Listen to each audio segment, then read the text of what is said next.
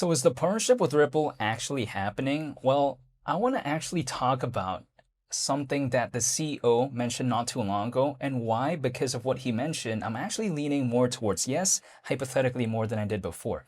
Even though nothing I say is financial advice, and even though I'm not telling anyone to do anything, this is purely my perspective. But in a recent spaces, what did Simon, the CEO of Zebec, mention? Now, he talked about how he spent the day with the Ripple team at London, or in London, I should say.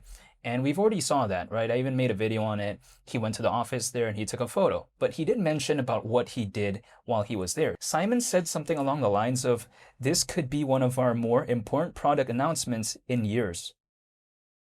Well, what? So that means basically he's talking about a partnership?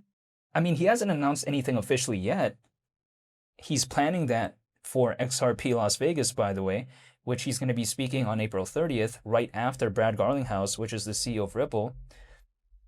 But even besides that, he again said that this could be one of our more important product announcements in years. So doesn't that mean that he is already planning a partnership, or is already basically having something already in the works, basically, and just waiting to announce it? I mean, wow. I guess he kind of answered it, right? I mean, I thought I was going to have to wait until April 30th, but seems like he answered it right there. Now, he didn't really make, again, such a major announcement, and I don't know the exact details of whatever he's going to be announcing. But just from that alone, I mean, again, it seems like there is already a partnership. So again, from that alone, it seems like a partnership may have already happened. It's just, it hasn't been announced yet. So I do like seeing this. I mean, granted, though, people like to say, well, why not just announce it right now? Well, it's because if he announces it later on April 30th, when he's speaking right after Brad Garlinghouse, I think that creates more drama, right? It creates more kind of this special occasion type of feeling. Whereas if he just randomly announced it right now, there's just no kind of, I guess, gravitas. There's kind of no sort of emotion like that. Whereas if he announced it at a conference, in Las Vegas like that, it would just have more of this, I think, dramatic appeal. So I think that when it comes to this, it makes sense why he's waiting. It just feels like more of an event, more of an occasion if you mention it later on April 30th. But if he, again, said this in a recent spaces, I think that may have hypothetically somewhat alluded to a partnership already when it comes to Ripple. It's just that he hasn't announced it yet.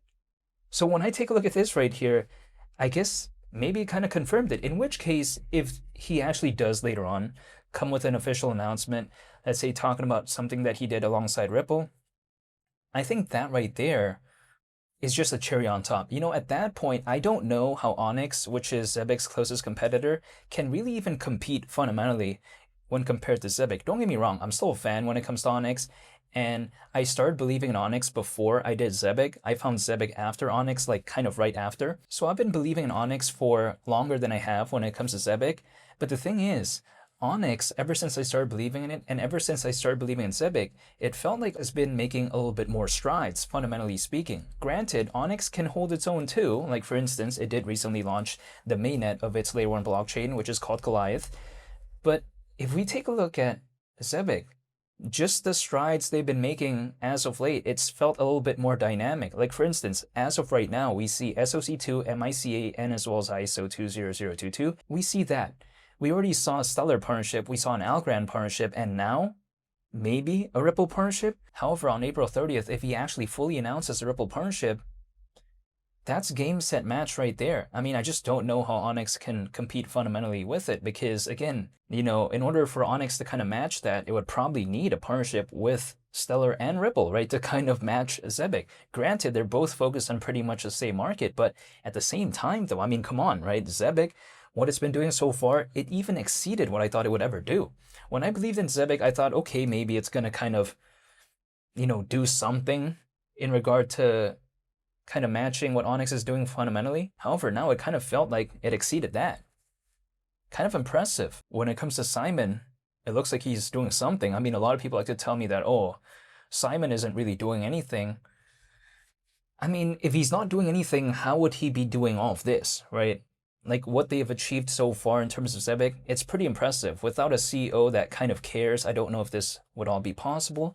But even besides that point, people like to tell me that when it comes to Zebec, it's still not as popular as XDC, which is true. XDC is just more popular than Zebec. But the thing is, XDC has been kind of popular for a longer period. When compared to Zebec, Zebec just kind of became popular last year. You know, for instance, if we take a look at what XDC and Onyx has been doing in the past year and we kind of compare that to Zebec, Zebec has actually been doing a lot more fundamentally, in my opinion. In terms of, I take a look at the partnerships and stuff like that, it's just been doing a lot more, I think.